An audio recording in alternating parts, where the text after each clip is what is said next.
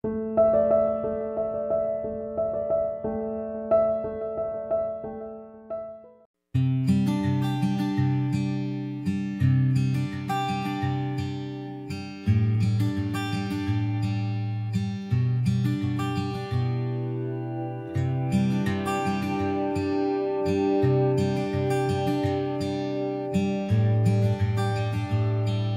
friends, welcome to Gomathi Kitchen.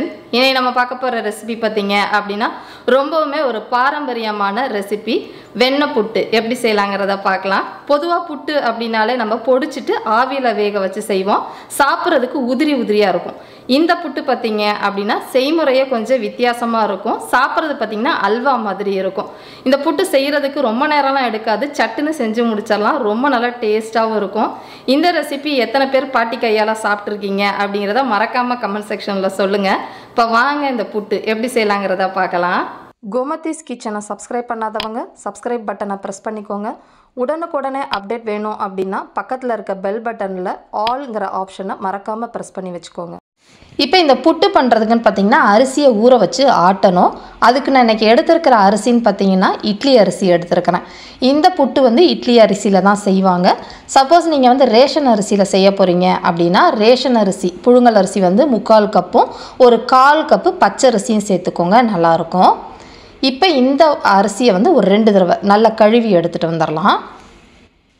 கழுவின அரிசி பார்த்தீங்கன்னா ஒரு 2லேருந்து 3 மணி நேரம் நல்லா ஊறட்டும். ஊறினதுக்கு அப்புறமா ஆட்டிக்கலாம்.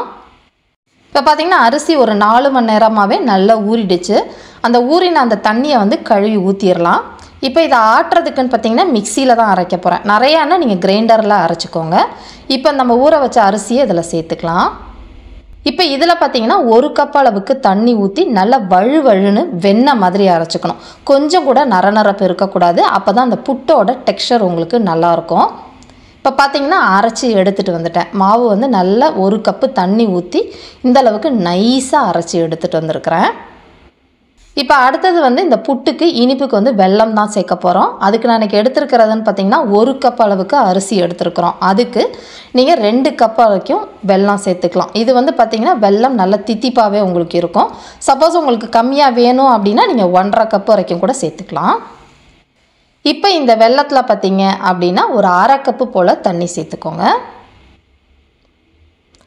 இப்போ இந்த வெல்லத்தை வந்து நம்ம கரைச்சிக்க போகிறோம். இப்போ பாகுலாம் காய்ச்ச போகிறது கிடையாது, நல்லா கரைச்சிக்கலாம்.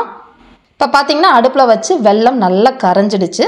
இதை நம்ம புட்டில் சேர்க்குறப்ப நம்ம வடிகட்டி சேர்த்துக்கலாம். இதை அப்படியே எடுத்து வச்சுருங்க. இப்போ அடுத்ததாக இந்த புட்டுக்கு பார்த்தீங்கன்னா கடலைப்பருப்பு சேர்க்க போகிறோம். கடலைப்பருப்பு வந்து ஒரு 2லேருந்து 3 டேபிள் ஸ்பூன் அளவுக்கு கடலைப்பருப்பை நான் ஏற்கனவே வேக வச்சுருக்கிறேன். ரொம்ப குழைய வேகக்கூடாது, பக்குவமாக வேக வச்சு எடுத்துக்கோங்க. இப்போ அடுத்ததாக பார்த்தீங்கன்னா இந்த புட்டு கிளறதுக்கு நல்லா அடிகனமான பாத்திரமாக எடுத்துக்கோங்க.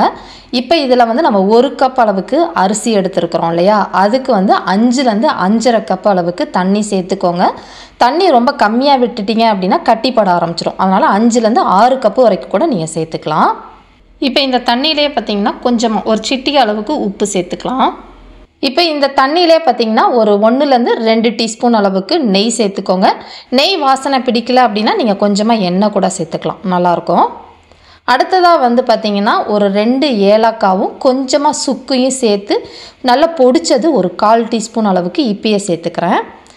இப்போ இந்த தண்ணி கொஞ்சம் சூடானதுக்கு அப்புறமா அரைச்சி வச்சுருக்கிற அந்த அரிசி மாவு அந்த விஸ்கோ இல்லை ஒரு கரண்டியோ வச்சு நல்லா கலந்துக்கிட்டே ஊற்றிக்கோங்க. அப்படி இல்லைன்னா சட்டுன்னு உங்களுக்கு அரிசி மாவு அடிப்பிடிக்க ஆரம்பிச்சிடும். இப்போ இதை ஒரு மிதமான தீயிலேயே கட்டிப்படாமல் நல்லா கலந்துக்கிட்டு அரிசி மாவு வேகிற அளவுக்கு வேக வச்சுக்கோங்க. இப்போ பார்த்தீங்கன்னா ஒரு 10 நிமிஷமாகவே ஒரு மிதமான தீயில அரிசி மாவை கலந்துக்கிட்டே இருந்தேன். கட்டிகள் எதுவுமே படலை.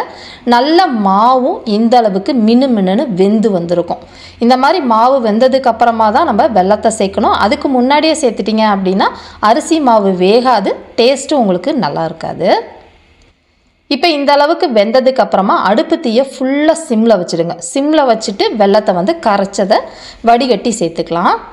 இப்போ அதில் இருக்க தூசு மண்ணெல்லாம் உங்களுக்கு சுத்தமாக வடிகட்டி வந்துடும். இப்போ இதை வந்து நல்லா கலந்துடலாம்.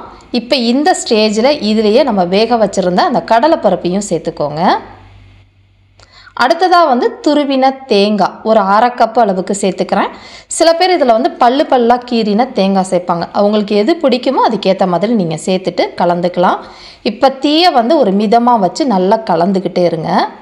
ஃபஸ்ட்டு கொஞ்சம் இலகி வரும், அதுக்கப்புறமா நல்லா கெட்டிப்பட்டு உங்களுக்கு இந்த அளவுக்கு வந்துடும்.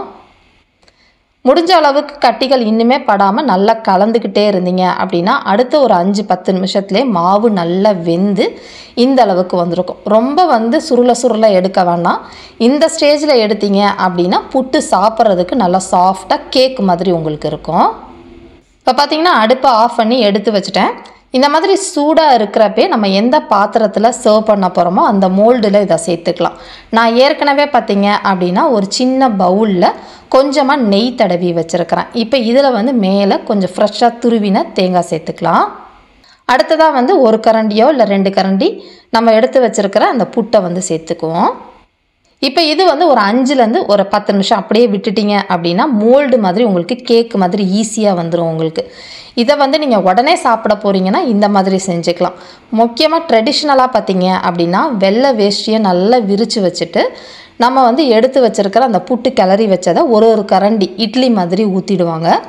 இப்போ இதில் வேணும்னா நீங்கள் துருவின தேங்காய் சேர்த்துட்டு உடனே சாப்பிடலாம். இதை நீங்கள் தேங்காய் சேர்க்காமல் இருந்தீங்க அப்படின்னா ஒரு நாள் வச்சு சாப்பிட்றதுக்கும் இது ரொம்ப நல்லா டேஸ்ட்டாகவும் இருக்கும், கெட்டும் போகாது, அழகாக கேக் மாதிரி உங்களுக்கு ஆறுனதுக்கப்புறமா வரும்.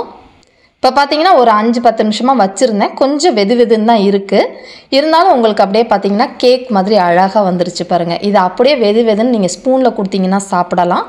இதுவும் வந்து நல்லா ஆறுனதுக்கப்புறமா கையில் கேக் மாதிரி எடுத்து நம்ம சாப்பிடலாம். இது ஒரு வித்தியாசமான ஒரு ட்ரெடிஷ்னலான புட்டு. இதே மாதிரி அளவுகளோடு நீங்களும் செஞ்சு பாருங்கள். செஞ்சு பார்த்துட்டு எப்படி இருக்குது அப்படிங்கிறத கமெண்ட் பண்ணுங்கள். வீடியோ பிடிச்சிருந்தாலும் கமெண்ட் பண்ணுங்கள், லைக் பண்ணுங்கள், ஷேர் பண்ணுங்கள். மறக்காமல் கோமதிஸ் கிச்சன் சேனலையும் சப்ஸ்கிரைப் பண்ணி வச்சுக்கோங்க. தேங்க்ஸ் ஃபார் வாட்சிங்.